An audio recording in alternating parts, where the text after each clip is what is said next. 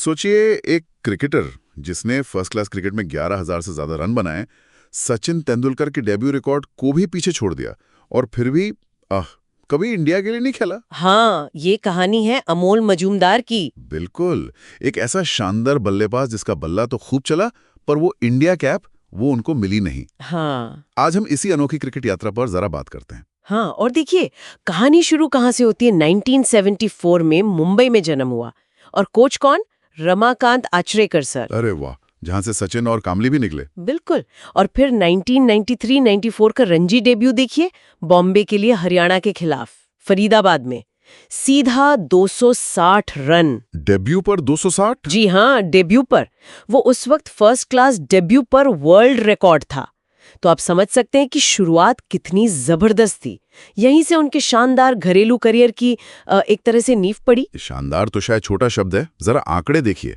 171 first class match, 11,167 run, औसत देखिए 48 से ज्यादा का, 30 शतक, 60 अर्धशतक। और वो रणजी ट्रॉफी में सबसे ज्यादा रन बनाने वाले बल्लेबाज भी रहे काफी लंबे समय तक।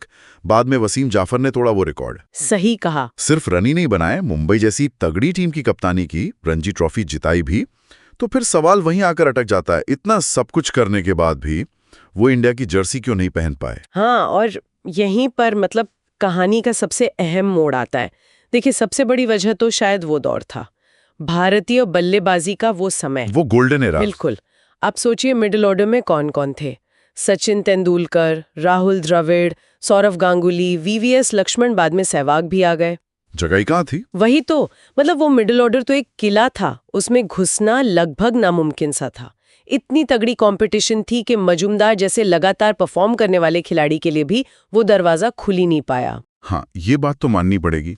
वो मिडिल ऑर्डर तो खैर, लेकिन क्या सिर्फ यही वजह रही होगी? कभी कभी लगता है कि शायद सिलेक्टर्स का भी कुछ अलग सोच रही होंगी। हो सकता है। देखिए, कई बार होता है कि जो स्थापित खिलाड़ी हैं उन्हें हटाना मुश्किल लगता है, या फिर शायद जो नए लड़के इंडिया ए या अंडर 19 से आ रहे थे उन पर ज्यादा दांव खिला जा रहा था कि ये भविष्य है। हाँ, ये भी होता है। और वो एक मौका जो करीब आकर रह गया, वेस्ट इंडीज टूर वाला, जब काफी चर्चा थी कि शायद इस बार मजूमदार का नंबर लग जाएगा। हाँ हाँ, सुना है मैंने भी। लेकिन बिल्कुल आखिरी वक्त पर ऋषिकेश कानिटकर को चुन लिया गया।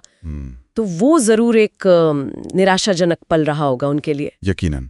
और ये चीजें दिखाती भी हैं कि उस वक्त भारतीय क्रिकेट में बेंच स्ट्रेंथ कितनी गहरी थी, कितने ही काबिल खिलाड़ी इंतजार में थे। बिल्कुल। लेकिन यहाँ मजूमदार का टेम्परामेंट देखिए, उनकी मानसिक मजबूती। उन्होंने खुद का इंटरव्यू में कहा है, और ये बात मैं कोट कर रही हूँ, मैंने कभी उम्मीद नहीं छोड़ी, मुझे हमेशा लगता था कि अगर मैं रन बनाता रहूंगा तो दरवाजा खुलेगा। वो कभी नहीं खुला, पर मुझे इसका कोई मलाल नहीं है। ये कहना आसान नहीं होता। बिल्कुल नहीं। और ये सिर्फ कहने की बात नहीं, उनका पूरा करियर, उनका रवैया यही दिखाता है। हमेशा शांत, फोकस्ड, टीम के लिए खेलने वाले। सही। और मैदान के बाहर भी उनका यही रूप था, बहुत विनम्र, सुलझे हुए इंसान और एक लीडर भी। मुंबई के ड्रेसिंग रूम में उनका जो असर था, रोहित शर्मा जैसे युवा खिलाड़ियों को उन्होंने गाइड किया। हाँ, ये भी एक अहम पहलू है। मतलब उनका योगदान सिर्फ उनके रनों तक ही नहीं था, उन्होंने टीम को बनाने में, नए खिलाड़ियों को तैयार करने में भी भूमिका निभाई। बिल्कुल सही। और देखिए, क्रिकेट से उनका जुड़ाव संन्यास के बाद भी खत्म नहीं हुआ। वो खेल से जुड़े रहे, कोच बने, पहले भारत की अंडर 19 टीम के साथ काम किया। हाँ, और फिर भारतीय महिला टीम के साथ भी जुड़े। जी हाँ, महिला टीम के बैटिंग कोच रहे, फिर आईपीएल में राजस्थान रॉयल्स के साथ भी काम किया। ये दिखाता है कि क्रिकेट उनकी रगों में है।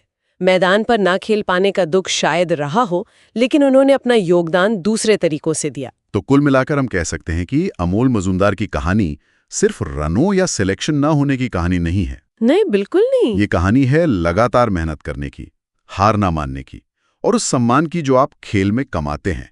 भले ही आपके नाम के आगे इंटरनेशनल कैप्स ना हो, वो सच में घरेलू क्रिकेट के एक दिग्गज थे। बिल्कुल।